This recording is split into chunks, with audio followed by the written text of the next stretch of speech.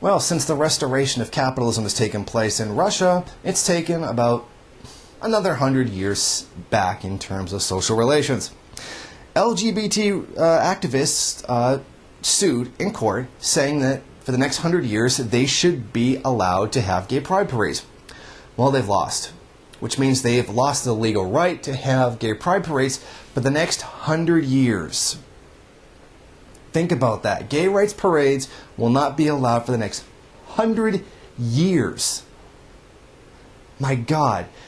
The courts, this decision literally says, in 100 years from now, or 99 years from now, Russia will still not be ready to accept the existence of gay people. That is literally what's being said, and that's unbelievable. My God, this garbage would never have flown into the Soviet Union. Now, having mentioned the Soviet Union, they're really just like to scream and cry that, oh, religion was oppressed and it was shut down and it wasn't allowed to interfere with the government. And I wholeheartedly support that. And I say that as a religious person. The religion should not be allowed to influence the government. It should not be. You know what I think? I think churches shouldn't even be able to make statements on the government. To hell with them. This is public policy, a secular state, not a religious nation.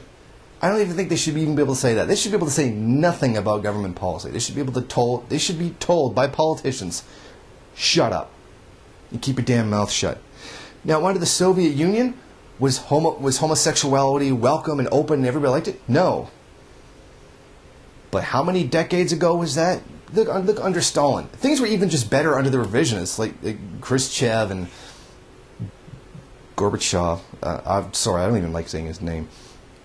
And all those people, like only a couple decades ago. You go back to the Stalin era, yeah, well, it was the Stalin era. The entire world was homophobic at that point. People were just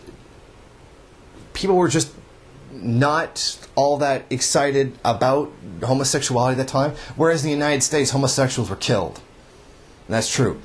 Was it open and welcome in the Soviet Union? No.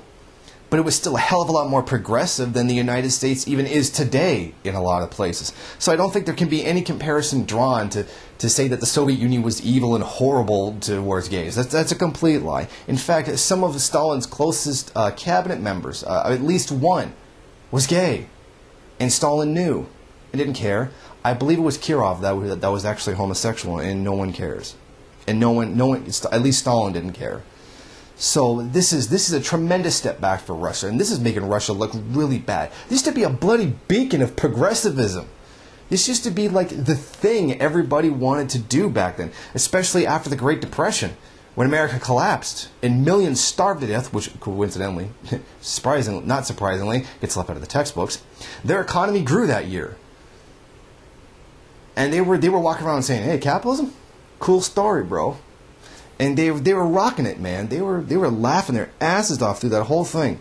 And this is how far the place has fallen.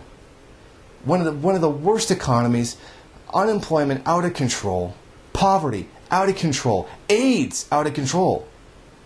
In fact, people who were studying AIDS around at the time of the Soviet Union, even the revisionist Soviet Union, said it was remarkable. It was almost like AIDS hadn't touched Eastern Europe. You go to Eastern Europe now, AIDS is an epidemic of a huge problem, even worse than Latin America and Asia. Because that was capitalism. Dismantle the public health programs, boom, AIDS skyrockets. This is how so reactionary this is. Russia has fallen so far, and I really hope you guys get back on track.